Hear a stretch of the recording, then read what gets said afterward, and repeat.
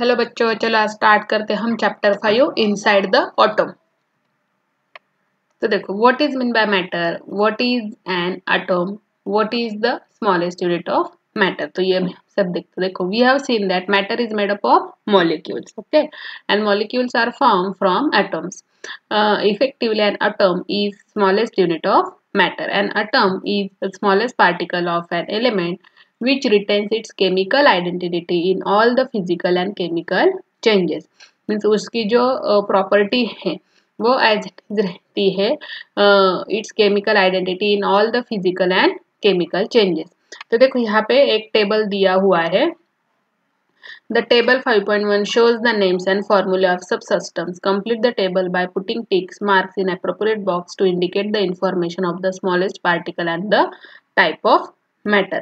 तो देखो यहाँ पे अभी water H2O दिया है, तो what is an molecule and different type of atoms in the molecule and it is the compound type of matter. Oxygen क्या है? It is a molecule and single type of atom in the molecules and it is an element type of matter. Then helium is an atom and then single type of atom in the molecule and the element type of matter. तो ये सब हमने already पढ़ा हुआ है। तो अभी हम देखते हैं type of substances. We have learnt in the earlier standard that the smallest particle of most of the substances are molecules. Means जो smallest part रहता है बहुत सारे सब्सटेंस का, वो क्या रहता है? Molecules. The molecules of few substances contain only one atom. क्या रहता है? वन एटम रहता है उसमें सिर्फ। Molecules are form by chemical of combination of atoms. From this we understand that the smallest particle of an element taking part in the chemical combination is an atom. The concept of atom is more than 2500 years old. देखो कितनी पुरानी है वो, 2500 साल पुरानी ये concept है। However, it was forgotten in the course of time. In the modern time, scientists on the basis of experiments explain the nature of atom as well as the internal structure of atom. It started with the Dalton's atomic theory. चलो अभी को पता है क्या? Indian philosopher Kanad 6th century BC stated that there is a limit to divide matter into small particle. Means एक limit होता है उसको मैटर को स्मॉल पार्टिकल्स में डिवाइड करने के लिए। The indivisible particles that constitutes matter were named by Kanad Muni as a परमाणु। तो उसे क्या बोला जाता है? परमाणु, meaning that the smallest particle. He also stated that परमाणु is indestructible. Greek philosopher Democritus, that is 5th century, stated that matter is made of small particles and those cannot be divided.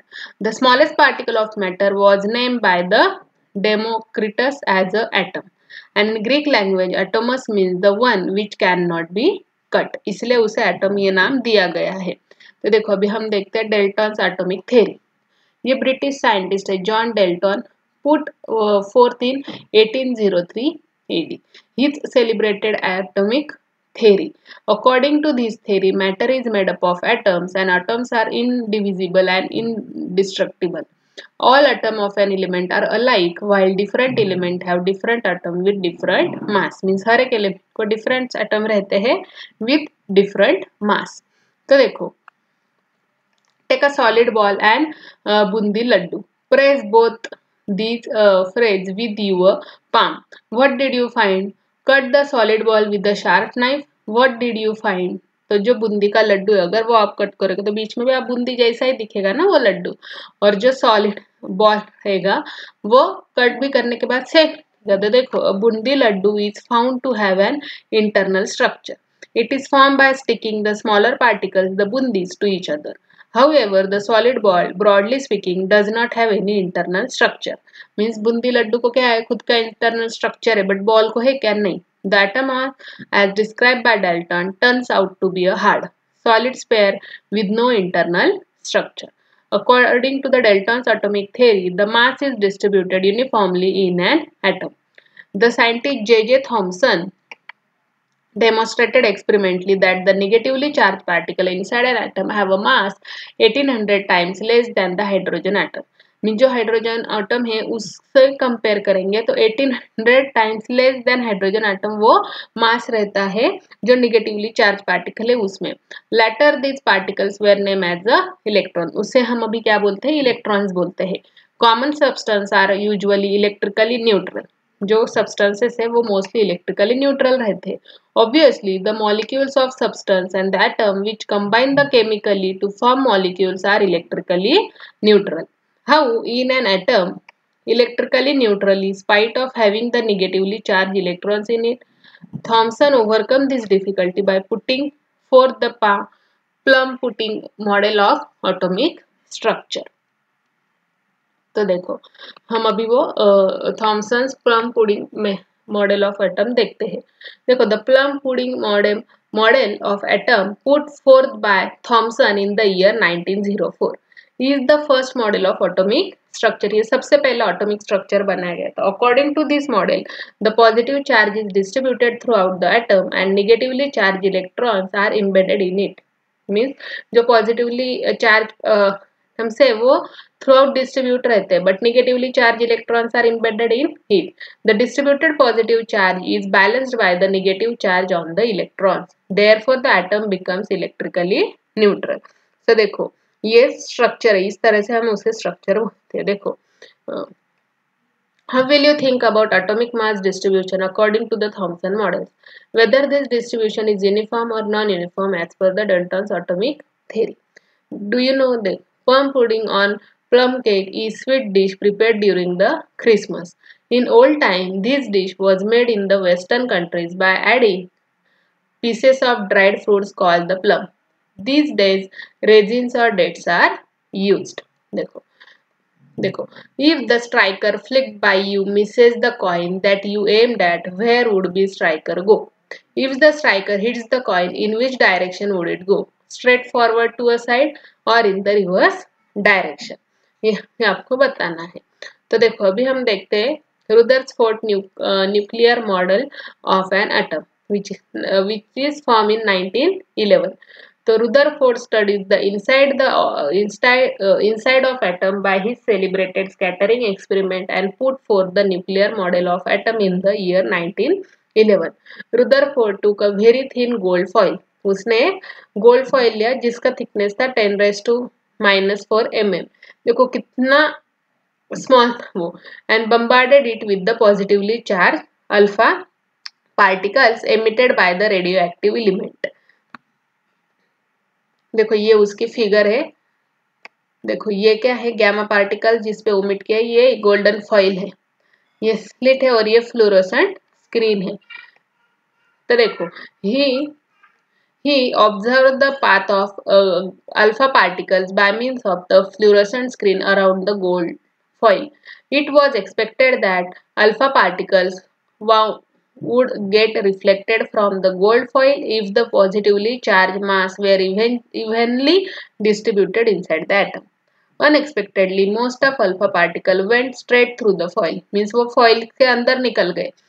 वो हम expected क्या था उसे कि वो फिर से रिफ्लेक्ट हो जाएंगे, बट वैसे नहीं हुआ। मोस्टली क्या हो गए, जो अल्फा पार्टिकल्स थे ना वो फॉइल से निकल गए।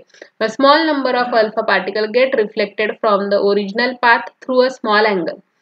A still smaller number of alpha particles get deflected through a larger angle, and surprisingly, one alpha particle out of 20,000 bounced back in the direction opposite to the original path. Means उनमें से सिर्फ एक ही था जो कि opposite में क्या हुआ, बाउंस बैक हुआ। तो देखो the large number of alpha particles that went straight through the foil indicates that there was no obstacles in their path. It means that there must be mainly an empty space inside the atoms in the solid gold foil. The small number of alpha particles that get deflected through a small or big angle must have faced an obstacle in their path. It means that the positively charged and heavy part causing the obstruction would be in center of the atom. Mostly वो atom के center में है. From this, Rutherford puts forth of nuclear model of for atom as follows. तो देखो ये उसने structure बनाया। ये स्ट्रक्चर बना कि मोस्टली क्या हो रहे थे, जा रहे थे, कुछ एंगल में रिफ्लेक्ट हो रहे थे, तो रुदरफोर्ड्स एटॉमिक स्ट्रक्चर ये हो गया उसका structure. There is positively charged nucleus at center of an atom. Almost the entire mass of atom is concentrated in the nucleus. Negatively charged particle called the electrons revolve around the nucleus. The total negative charge on all the electron is equal to the positive charge on the nucleus. As the opposite charge are balanced in the atom is electrically neutral. There is an empty space between the revolving electron and the atomic nucleus. अभी next देखते हैं. As establish law of physics an electrically charge body is revolving in the circular orbit its energy decreases. अगर कोई भी जो physics का laws है उससे क्या होता है कि इलेक्ट्रिकली चार्ज जो बॉडी रहती है is revolving in circular orbit, वो सर्कुलर ऑर्बिट में रिवॉल्व होती रहती है जिसके थ्रू उसकी एनर्जी डिक्रीज होती है. So according to this law the atom described in Rutherford's model turns out to be unstable. In reality, however, all atoms except the radioactive atom are stable. This shortcoming of Rutherford's atomic model was removed by the atomic model put forth by Niels Bohr in the year 1913. तो अभी bore ने भी एक theory निकाली. देखो, bore stable orbit atomic model. In the year 1913, Danish scientist Niels Bohr explained the stability of atom by putting forth stable orbit atomic model. The important postulate of Bohr's atomic model are as follows. देखो उसने कुछ बताया था वो देखते हैं. The electrons revolving around the atomic nucleus lies in the concentric circular orbit at center distance from the nucleus. Energy of an electron is a constant while it is in a particular orbit. Energy जो है वो constant रहेगी अगर वो एक particular orbit में है तो. When an electron jumps from an inner orbit to outer orbit, it absorbs the energy equal to the difference of its energy level. Means वो inner से outer आएगी तो absorb कर लेगी energy. And when it jumps from outer to inner, it emits the energy equal to the difference of its energy level. तो देखो, do you know when table salt that is sodium chloride is thrown on LPG gas stove flame, immediately yellow spark form on that place. If sodium metal puts in water, it burns to give yellow flame. On road, sodium vapor lamp gives yellow color light. From all the above example, the electron of sodium absorbs the energy and goes to outermost shell. Come back to inner shell by emitting the energy. The difference of energy level of these two shells of sodium is fixed. This difference is similar to energy of yellow light. Therefore, in above example, same specific yellow light emitted.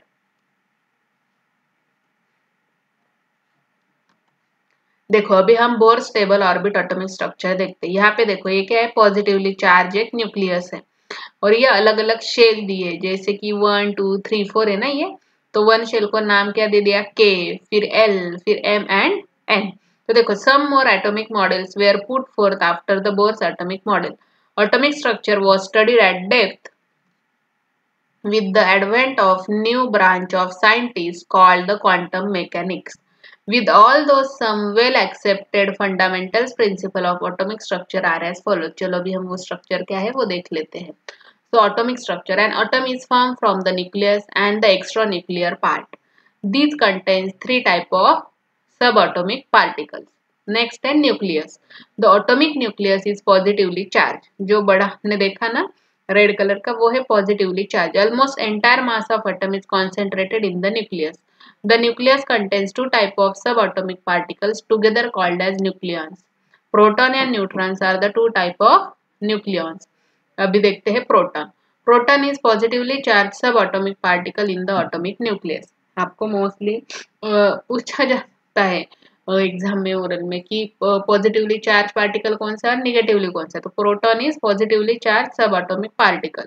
The positive charge on the nucleus is due to the proton in it. A proton is represented by the symbol P. Each proton carries a positive charge of +1 e. ये small p से denote होता है, ये याद रखना. सो 1 is equal to 1.6 into 10 raised to 19 coulombs. When total positive charge on the nucleus is expressed in the unit E, its magnitude is equal to the number of proton in the nucleus. Mean जब भी positive charge रहते हैं nucleus वो ई से express किए जाते हैं तब उसका मैग्नीट्यूड कैसा रहता है number of protons in the nucleus. The number of proton in the nucleus of an atom is the atomic number of that element and is denoted by the Z. So number of protons बोलो तो वो क्या हो जाता है atomic number of that particular element. Z of the one proton is approximately 1 dalton. So 1 dalton is equal to 1.66 into 10 raised to minus 27 kg. The mass of one hydrogen atom is approximately 1 U. Next, a neutron. Neutron is an electrically neutral subatomic particle and is denoted by symbol small n. The number of neutron in the nucleus is denoted by symbol capital N. Mean जो number of neutrons है वो capital N से denote होते हैं और neutron को small N से denote किया जाता है. Atomic nuclei of all the elements except the hydrogen with atomic mass 1 U contains the neutrons. The mass of neutron is approximately 1 U, which is almost equal to that of the proton. Next, the extranuclear part. The extranuclear part in the atomic structure includes electron revolving around the nucleus and the empty space is between the nucleus and the electron. Mean जो extra nuclear part रहता है वो mostly क्या रहता है it is the empty space between the nucleus and electrons. अभी next देखते हैं इलेक्ट्रॉन. देखो electron denoted by e raised to minus that is minus e. So electron is negatively charged subatomic particle and is denoted by the symbol e raised to minus. Each electron carries 1 unit of negative charge minus 1 e. Mass of an electron is 1800 times less than that of the hydrogen atom. इससे पहले भी हमने ये देखा कि जो मास रहता है इलेक्ट्रॉन का which is 1800 times less than the hydrogen atom. Therefore, the mass of an electron can be treated as a negligible. So, electron in the extranuclear part revolve in the district orbit around the nucleus. The orbits being three-dimensional in nature, a term shell is used instead of term orbit. The energy of an electron is determined by the shell in which it represents. देखो electron जिस तरह से present रहते हैं shell में उससे उसकी energy determine की जाती है. So the number of electron in the extra nuclear part is equal to the number of proton in the nucleus. Means electron और प्रोटॉन दोनों भी क्या रहते हैं इक्वल रहते हैं. Therefore electrical charge are balanced and the atom is electrically neutral. क्योंकि ये निगेटिवली चार्ज है और प्रोटॉन पॉजिटिवली चार्ज रहते हैं और दोनों इक्वल पार्ट में है तो हम उसे क्या बोलते हैं इलेक्ट्रिकली न्यूट्रल. तो देखो तो अभी देखो how many type of subatomic particles are found in atom. Electron proton neutron. So ये mostly which subatomic particle are electrically charge. Electron is electrically charge. Which subatomic particle are present in the nucleus. कौन से particles रहते हैं neutron. What are the electrons revolving around the nucleus placed. क्या where placed रहते हैं the shell orbit या फिर shell. The mass of N electron being negligible, therefore the mass of an atom is mainly due to the proton and neutron in the nucleus. The total number of proton and neutron in an atom is the atomic mass number of that element. जो total number of proton and neutron रहते हैं उसे क्या बोलते हैं atomic mass number of that element. The mass number is denoted by symbol A. The convention to denote the atomic symbol, atomic number and mass number are together is shown as below.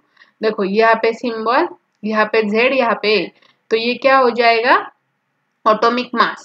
Okay और next ये हो जाएगा atomic number.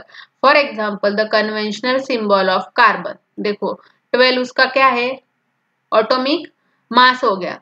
6 क्या है उसका atomic number. Means that atomic number that is the proton number of carbon is 6 and mass number of carbon is 12. From this it is also learned that nucleus of carbon contains 12 6 that is the 6 neutrons. Okay, क्योंकि वो दोनों equal रहते हैं. Okay. Next, the symbol used for oxygen is O. Therefore, are 8 protons and 8 neutrons in its nucleus. From this determine the atomic number Z and mass number. तो देखो atomic number क्या आएगा 8 और मास नंबर क्या रहेगा 16. तो यहाँ पे क्या हो जाएगा वो यहाँ पे ऊपर आएगा 16 नीचे आएगा 8 of oxygen and arrange this in the conventional symbol. Atomic number of carbon is 6. How many electrons are there in the carbon atom. तो वो 6 आएगा because it is equal to protons. And sodium atom contains the 11 electrons. What is the atomic number of sodium. अभी 11 क्या electrons है that means 11 क्या है proton है. अगर 11 प्रोटॉन है तो 11 क्या रहेंगे न्यूट्रॉन्स भी रहेंगे. तो उसका एटॉमिक नंबर क्या आ जाएगा 11 इज द एटॉमिक नंबर. और अगर हम मास कंसिडर करेंगे तो वो हो जाएगा 22. देखो the atomic number and mass number of magnesium is 12 and 24 respectively. Okay how will you show this by the conventional symbol. Okay तो मैग्नीशियम का क्या रहता है M. ओके तो ऊपर रहेगा आपका एटॉमिक मास नंबर तो वो आ जाएगा 24 और नीचे क्या आ जाएगा 12. The atomic number and mass number of calcium are 20 and 40 respectively. Reduce the number of neutron present in the calcium nucleus. तो क्या बोला है देखो एटॉमिक नंबर कितना है 20 है. मास नंबर कितना है 40 है. तो न्यूट्रॉन कितने रहेंगे 20. नेक्स्ट है distribution of electrons. As per the Bohr's atomic model, electrons revolve in the stable shells. These shells have a definite energy. The shells nearest to the nucleus is called as the first shell. उसे first shell बोला जाता है. The next shell is called as the second shell. The a symbol N is used for the ordinal symbol of the cell. The shell are referred to by the symbols K, L, M, N corresponding to ordinal number N is equal to 1, 2, 3, 4. The maximum number of electrons a shell can contain is obtained by the formula 2n raised to 2. Means मान लो n कितना है 2 है तो 2 raised to 2 कितना हो जाएगा 4. सो 4 into 2 करेंगे तो 8 हो जाएगा. So as the magnitude of n increases the energy of electron in the shell increases. तो देखो यहाँ पे एक टेबल दिया है शेल और electron capacity of shell. Symbol है KLMN. तो फर्स्ट इसमें क्या है फॉर्मूला क्या यूज किया हमने 2n raised to 2. So number of electrons कितने रहेंगे वो हमें बताना है.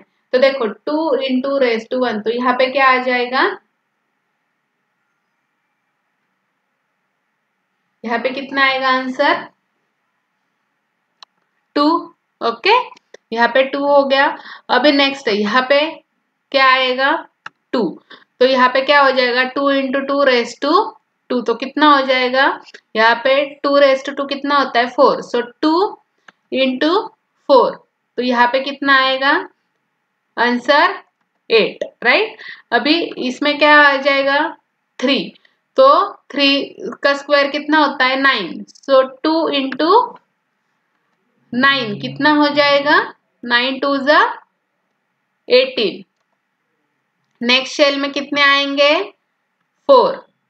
4 का स्क्वायर कितना होता है 16. सो 2 into 16 अगर हम करेंगे तो कितना आएगा यहाँ पे 32. तो इस तरह से हमने चेक किया कि अपने नंबर ऑफ इलेक्ट्रॉन्स कितने रहेंगे according to the shell number. Okay so K में कितने रहेंगे 1 है N इसलिए वहां पे 2 नंबर ऑफ इलेक्ट्रॉन्स रहेंगे. सेकेंड शेल में कितने रहेंगे 8. थर्ड शेल में 18 और फोर्थ शेल में 32.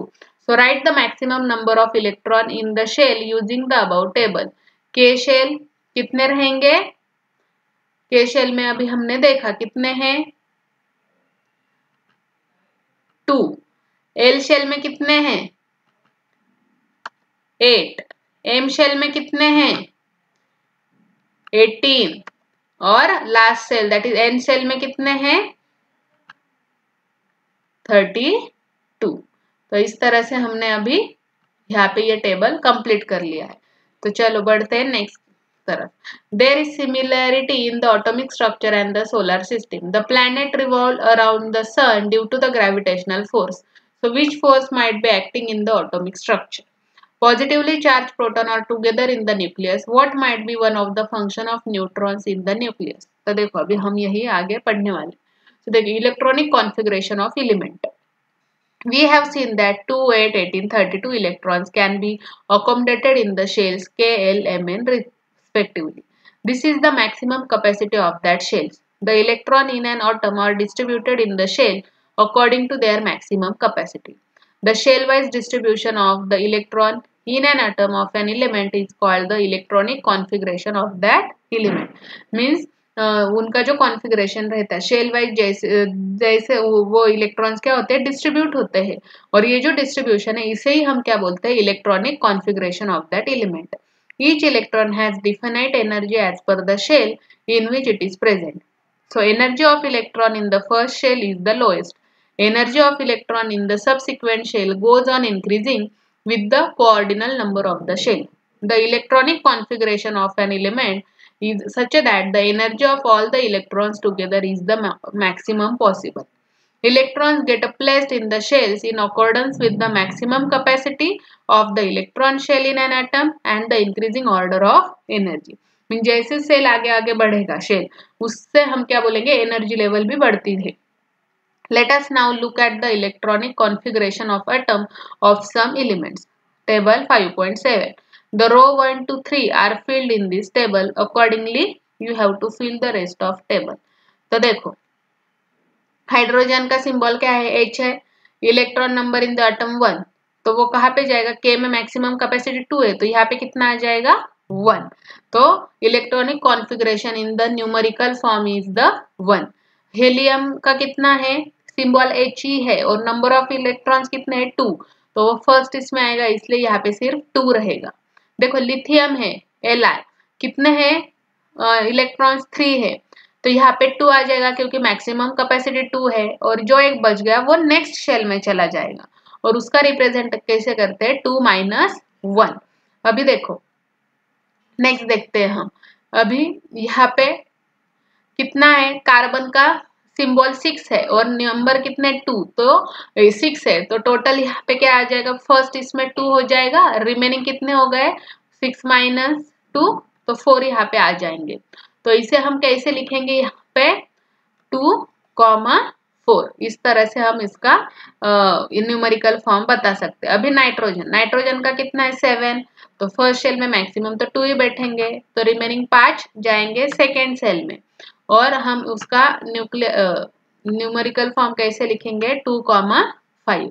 ऑक्सीजन का कितना है 8 है राइट तो हम कहते हैं यहाँ पे 2 और नेक्स्ट यहाँ पे कितना आएगा 6 तो यहाँ पे हम कैसे लिखेंगे 2,6. अभी देखो फ्लोरीन का कितना है 9 है तो यहाँ पे 2 और यहाँ पे आ जाएगा 7 तो ये हम कैसे लिखेंगे 2,7. नेक्स्ट है 10 तो यहाँ पे आ जाएंगे 2 नियॉन का और यहाँ पे आ जाएगा 8 तो हम यहाँ पे कैसे लिखेंगे न्यूमेरिकल फॉर्म 2,8. इस तरह से आप भी टेबल कंप्लीट कर सकते हो.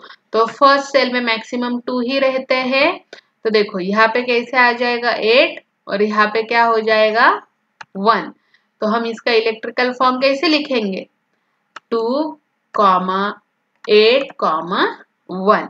अभी देखो नेक्स्ट इसमें अभी फिर से यहाँ पे 2 आएंगे यहाँ पे 8 आएंगे 8 और 2 10 हो गए तो 17 में से 10 गए तो कितने बचेंगे 7 तो यहाँ पे अभी हम उसका स्ट्रक्चर कैसे लिखेंगे 2,8,7. नेक्स्ट देखो यहाँ पे आ जाएगा 2 यहाँ पे आ जाएगा आर्गन का 8 और यहाँ पे आ जाएगा 8 तो यहाँ पे हम कैसे लिखेंगे 2,8,8 है समझ में. अभी हम ब्रोमीन का देखते हैं यहाँ पे आ जाएगा 2 यहाँ पे आ जाएगा 8 8 + 2 कितना हो जाता है 10 और कितने बच्चे अभी 25 तो यहाँ पे कितना आ जाएगा 18 हो जाएगा. ओके तो कितना बचा है देखो अभी 18 + 2 होता है 20 20 + 8 होता है 28 और 35 में से 28 माइनस करेंगे तो बच जाएंगे 7 तो यहाँ पे कितना आएगा अपना जो एटॉमिक स्ट्रक्चर है 2,8,18,7 7। इस तरह से हमने ये पूरा टेबल कंप्लीट कर लिया है। आप ऐसे ही प्रैक्टिस करो, बिना देखे सॉल्व करने की कोशिश करो। ओके, अभी हम देखते हैं electrical configuration of some elements. The electronic configuration in the numerical form contains the number separated by commas.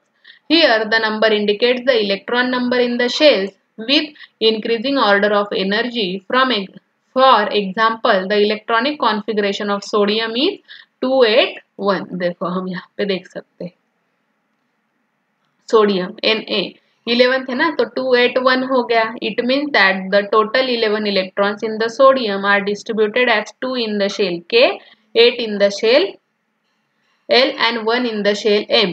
The electronic configuration of an atom can be represented by the shell diagram as shown in figure 5.8.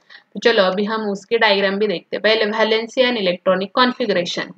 We have seen in the last chapter that valency means the number of chemical bonds formed by an atom. We also saw that generally the valency of an element remains constant in its compound. तो देखो अभी हम यहाँ पे देख लेते हैं skeleton of electronic configuration. यह है हाइड्रोजन, उसका एक ही है इसलिए यहाँ पे एक आ गया। हीलियम के 2 है तो यहाँ पे 2 आ गए। कार्बन के कितने हैं 2 + 4 क्योंकि 6 है ना उसका टोटल। नियॉन के कितने देखो यहाँ पे 2 आ गए और यहाँ पे 8 क्योंकि उसका 10 है। सोडियम का 11 है तो ये हो गया 2। ये बाहर के शेल में दैट मीन्स के, एल और एम, तो एम में आ गया 8, के में कितने हैं तो के में 2 है, एल कितने हैं 8 है और उसके अकॉर्डिंगली हमने यहाँ पे लिख लिया। तो देखो use the following molecule formula to determine the valencies of hydrogen, chlorine, oxygen, then S, N, C, B, R, I and N A. तो molecular formula -H2HCl, H2O, H2S, NH3, CH4, HBr, HI, NaH इस तरह। तो देखो अभी हम कहते हैं what are the symbols used for the shells in which accommodate the electrons in the various atoms. What is the symbol and ordinal number of innermost cell? Innermost cell का symbol क्या है K और denote कितने रहते हैं उसमें 2. Write a symbol of electron distribution in the shell of fluorine atom. तो देखो फ्लोरीन का हमने अभी देखा था, फ्लोरीन का F है तो कितना आएगा 2 and 7. Okay, which is the outer most shell of fluorine atom. तो कौन सा आ गया देखो, सॉरी हम ज्यादा ऊपर आ गए ना। So L is the outer most part हो जाएगा। देखो यहाँ पे एल दिख रहा है ना, तो L is the outer most हो गया। नेक्स्ट किसका बोला है, सोडियम का बोला है आउटर मोस्ट और हाइड्रोजन का भी बोला है आउटर मोस्ट। तो सोडियम का पहले देखते हैं, तो सोडियम का आउटर मोस्ट है एम और हाइड्रोजन का आउटर मोस्ट है के। ओके, तो इस टेबल से हम इजीली वो फाइंड आउट कर सकते हैं। The concept regarding valency of an element chemical bonds in compound gets clarified from the electronic configuration. Atom forms chemical bond by using the electrons of its outermost shell. Valency of an atom is determined by the configuration of its outermost shell. Therefore, the outermost shell is called as the valence shell. जो outermost रहेगा सबसे last वाला उसे हम valence shell बोलते हैं। Also, the electron in the outermost shell are called as the valence electron. Mean जितने electrons बचते हैं लास्ट शेल में उसे बोलते हैं valence electron. It can be seen that the valency of an atom is related to the number of valence electron in that atom. Let us first look at the elements helium and neon. Atom of both these gaseous elements do not combine with any other atom.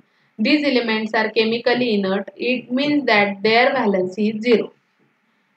क्या बोला कि जो gases element है जैसे कि helium और neon, अभी ऐसा क्यों बोला, देखो ये हेलियम के 2 है ना तो उसने कंप्लीट कर ली उसकी कैपेसिटी, तो इसके पास कोई भी वैलेंस इलेक्ट्रॉन नहीं बचे, इसलिए हम इसे इसकी वैलेंसी क्या हो गई 0, इसलिए वो किसी के भी साथ मिक्स नहीं हो सकते।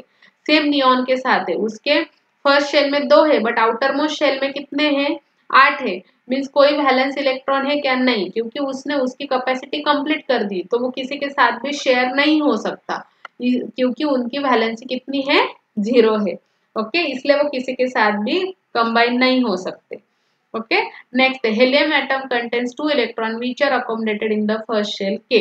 Helium has only one K shell that contains the electron and the same is also the outermost shell. The electron capacity of K shell is 2. This indicates that the outermost shell of helium is completely filled. It is said that helium has an electron duplet. The electronic configuration of inert gas neon contains the two shells K and L. L is the valence shell of neon. The electron capacity of L shell is 8 and table shows that the valence shell of neon is completely filled क्योंकि उसने उसकी capacity complete कर दी है. It is said that neon has an electron octet. Okay, क्योंकि last में 8 थे ना, इसलिए उसे इलेक्ट्रॉन ऑक्टेट बोलते हैं. और 1 is an inert gas having the electron in the shell K, L and M.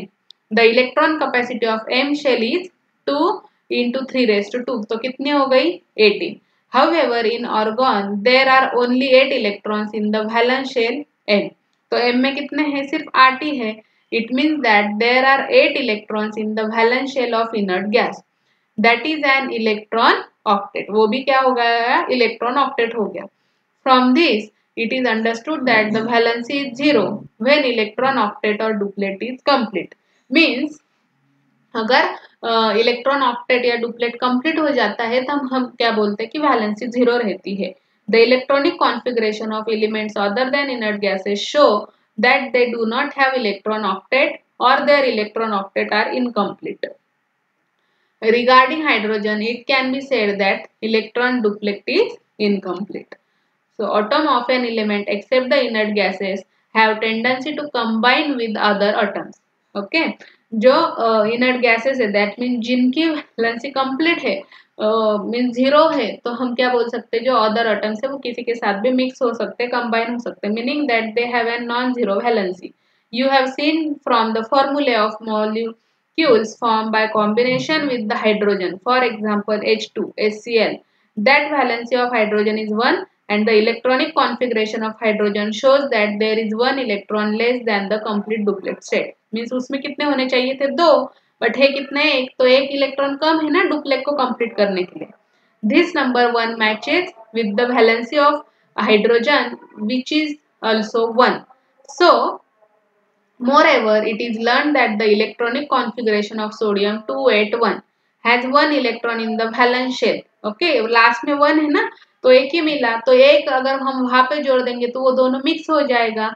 Okay, तो वैलेंसी कितनी हो जाएगी? Valency of sodium is also 1 as seen from the molecule formula, that is NaCl, NaH, etc. Okay, it means that there is some relation between the valency of an element and the number of electron in its valence shell. तो देखो अभी हम यहाँ पे एक table दिया हुआ है. So molecule formula of compound formed by some elements. Write the valency of respective element obtained from them and also their electronic configuration and the number of their valence electron in the empty spaces. तो ये अभी हमें table complete करना है. तो देखो मैंने table complete किया हुआ है. तो देखो यहाँ पे सिंबल ऑफ एलिमेंट H दिया है, तो यहाँ पे molecule compound molecule formula of compound कितना होगा? देखो Hc1, तो वैलेंसी कितनी रहती है? 1. इलेक्ट्रॉनिक कॉन्फ़िगरेशन क्या H का 1 है और number of valence electron 1. Okay, next है Cl का. देखो वैलेंस एलिमेंट कितना है? क्योंकि उसका जो कॉन्फ़िगरेशन है 2 8 7 है, तो क्या हो जाएगा? 7 उसके लास्ट में बचे, तो 8 - 7 कितना हो जाएगा? 1. नेक्स्ट है F का क्या है? 2 और 7 ऐसा स्ट्रक्चर है, तो लास्ट इसमें वैलेंस इलेक्ट्रॉन कितने? 7, तो 8 - 7 1, तो इसलिए वैलेंसी ऑफ एलिमेंट कितनी है? 1 है. नेक्स्ट है Na सोडियम. तो देखो यहाँ पे 7 आ गई, क्यों? क्योंकि लास्ट शेल में 1 था, तो 8 - 1 कितना हो गया? 7. नेक्स्ट है मैग्नीज. मैग्नीज का जो टोटल है वो 12 रहता है एलिमेंट, तो कॉन्फ़िगरेशन क्या आएगा? 2 8 2. तो 2 क्या रहेगी? उसकी नंबर ऑफ वैलेंस इलेक्ट्रॉन, सो 8 - 2 होता है 6, तो इसलिए वैलेंसी एलिमेंट कितना रहेगा? 6 रहेगा. कार्बन का है यहाँ पे 6 आ जाएगा, सॉरी यहाँ पे 4 मीन्स 2, 4, तो 8 - 4 कितना होता है? 4, इसलिए उसकी वैलेंसी 4 है. और एल्यूमिनियम की वैलेंसी कितनी रहेगी? 5, क्योंकि उसका नंबर है 13, सो 2 8 3 ऐसा उसका स्ट्रक्चर बन गया. तो 3 यहाँ पे क्या बन गई? वैलेंस इलेक्ट्रॉन, सो 8 - 3, तो वैलेंसी ऑफ एलिमेंट कितनी हो गई? 5. तो इस तरह से हमने यहाँ पे ये टेबल कंप्लीट कर लिया. तो देखो in table column you have written identified valency from its molecule formula. When the number of valence electron in an element X is 4 or less than 4, does X match with the valency of that element? When the number of valence electron in an element X is 4 or more than 4, does match with the valency of that element? How many electrons are used to complete the octet? Means एक octet को complete करने के लिए कितने electrons चाहिए. तो देखो from this you will learn that there is a general relationship between the valency of an element and its electronic configuration as shown below. तो देखो always remember valency of an element is same as that of the number of its valence electron. If this number is 4 or less than 4. On the other hand, when an element has 4 or more valence electron, the number of electron by which the octet is short of completion is the valency of that element. Okay. अब देखो what is meant by atomic number of an element? Z. Or atomic number Z of some elements are given here. Write down the number of electron present in the outermost shell of each of them. तो देखो H का कितना है 1, carbon का 6 है, sodium का 11 है, chlorine का 17 है और ये इनका कितना है 7 है. तो number of electrons in the outer most shell तो क्या आएगा. देखो यहाँ पे कितना आएगा 1, यहाँ पे कितना आएगा 2 प्लस यहाँ पे 4 हो जाएगा. 11 में से 2 और 8 तो ये आएगा 1. इसमें कितना आएगा देखो इसमें आ जाएगा 7 और इसमें कितना आएगा 5. ओके तो इस तरह से आपको भी ये फटाफट आना चाहिए. देखो अभी देखो मैं आपको समझाती हूँ ये कैसे आया. हाइड्रोजन का एक ही तो आउटर मोस्ट शेल में एक ही रहेगा. इसका 6 है ना कार्बन का, सो 2 और 4 ऐसा लिखेंगे हम 2,4 तो यहाँ पे आउटर मोस्ट में 4 आएगा. Na का कैसे लिखते हैं 2, 8, 1 तो आउटर मोस्ट में 1 आएगा. क्लोरीन का कैसे लिखेंगे 2, 8 और 7 इसलिए यहाँ पे 7 आ गया. और N का कैसे लिखेंगे 2,5 तो इसलिए यहाँ पे 5 आ गया. तो देखो next the number of electrons of some elements is given here. By using it, write the electronic configuration, number of valence electron and valency of respective element. So देखो यहाँ पे 3 है तो इलेक्ट्रॉनिक कॉन्फ़िगरेशन क्या रहेगा, हर एक का हम इलेक्ट्रॉनिक कॉन्फ़िगरेशन लिख लेते हैं. तो यहाँ पे आएगा 2 माइनस 2,1, यहाँ पे रहेगा 2,4. मैंगनीज का कैसे आएगा 2,8,2 और ऑक्सीजन का कैसे आएगा 2,6. तो नंबर ऑफ वैलेंस इलेक्ट्रॉन यहाँ पे कितने हैं 1 है, यहाँ पे 4 है, यहाँ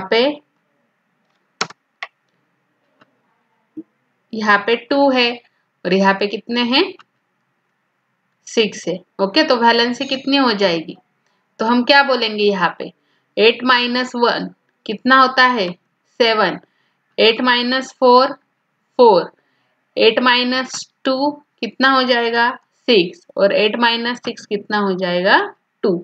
सो why are the atomic numbers and atomic mass number always in the whole number? वो हमेशा whole number में ही क्यों रहते हैं. Sulfur contains the 16 proton and 16 neutron. What would be its atomic number and mass number? तो उसका number कितना रहेगा 32 हो जाएगा. सॉरी मास नंबर 32 हो जाएगा और ऑटोमिक नंबर 16 आ जाएगा. देखो isotopes the atomic number is a fundamental property of an element and it's chemical identity. Some elements in the nature have atom with same atomic number but different mass number. Such atom of an same element having different mass number are called as the isotopes. For example, carbon has 3 isotopes, namely C12, C13, C14. The mass number of isotopes is also represented by another method as 12C, 13C and 14C. The isotopes have same proton number but the different neutron numbers. तो देखो यहाँ पे 12 है तो mass number क्या हो गया 12, 13, 14 हर एक का. प्रोटॉन तो हर एक में 6 ही है बट न्यूट्रॉन क्या है अलग अलग. यहाँ पे 6 है, यहाँ पे 7 है, यहाँ पे 8 है. Next hydrogen has 3 isotopes. They have separate names hydrogen, deuterium and tritium. Find out their mass number. Collect the information about what is the heavy water from internet. तो ये आप लेना है, आप ये कंप्लीट कर लेना. ओके। या फिर देखो यहाँ पे अगर बोलेंगे तो यहाँ पे क्या आएगा, H11 हो जाएगा, राइट। तो यहाँ पे क्या हो जाएगा, H12 हो जाए 3 हो जाएगा ना, यहाँ पे ऊपर 3 आ जाएगा और नीचे 1 आ जाएगा, राइट। और देखो यहाँ पे क्लोरीन है, यहाँ पे कितना हो जाएगा, प्रोटॉन 17, यहाँ पे भी 17 आएगा, यहाँ पे 17 रहेगा बट यहाँ पे 19 आ जाएगा न्यूट्रॉन। अभी मैंने बता दिया, आप ये कंप्लीट कर देना। देखो यूज ऑफ आइसोटोप्स, देखो isotopes of some elements are radioactive. They are used in the various fields such as industry, agriculture, medicine, research field, etc. First, uranium-235 is used for nuclear fission and production of electricity. Some radioactive isotopes like cobalt-60 are used in the medical treatment of fatal disease like cancer. Iodine-131 is used in the treatment of goiter disease and thyroid gland.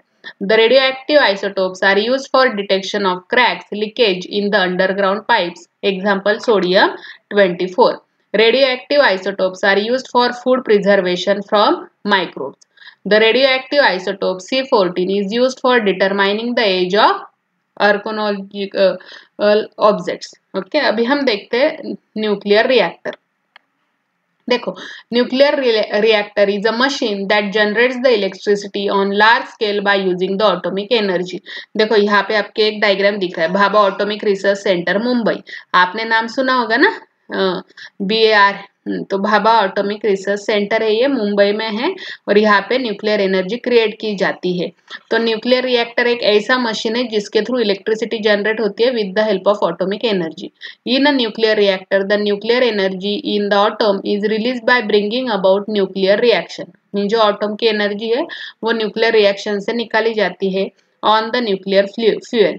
Let us understand a nuclear reaction with the example of nuclear fuel, namely uranium-235. On bombardment with a slow speed of neutrons, the nucleus of isotope uranium-235 undergoes nuclear fission to form the nuclei of two different elements, that is the krypton and barium. Krypton 92 and barium 141 and 2 to 3 neutrons. On decreasing the speed, these neutrons brings about fission of more 3 to 25 nuclei. In this way, a chain reaction of nuclear fission takes place. इस तरह से वो chain reaction हो जाता है। देखो यहाँ पे दिख रहा है, देखो यहाँ पे क्या है, N है, यहाँ पे यूरेनियम है 9235, अगेन फिर यहाँ पे क्या आ गया, क्रिप्टॉन आ गया और ये बेरियम आ गया, right.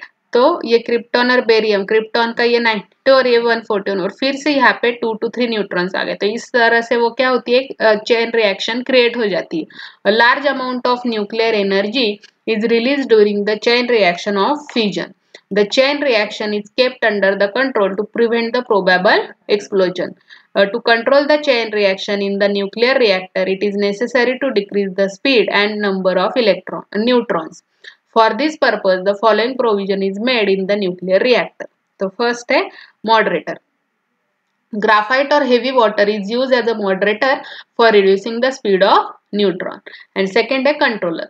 To reduce the number of neutrons by absorbing them, rods of boron, candium, beryllium, etc. are used as a controller. तो controller कौन कौन से हैं? Boron, candium and beryllium. The heat produced in the fission process is taken out by using a water as a coolant. So water is transformed into steam by means of steam. Turbine are driven and electricity generated, means पहले water को steam में convert होता है, फिर due to we steam वो turbine को drive करता है और इलेक्ट्रिसिटी जनरेट होती है। So in India total 22 nuclear reactors in 8 places are functioning. Apsara at Bhabha Atomic Research Center in Mumbai is the first nuclear reactor in India, which went critical on 4th August 1956. India has large reserves of element thorium-232. Therefore, Indian scientists have developed a future plan of nuclear reactor based on the production of isotopes U-223 from the thorium-232. इस तरह से हमने अपना यहाँ पे chapter complete कर लिया है। नेक्स्ट इसमें हम एक्सरसाइज देखेंगे। अच्छे से पढ़ाई करो। Thank you.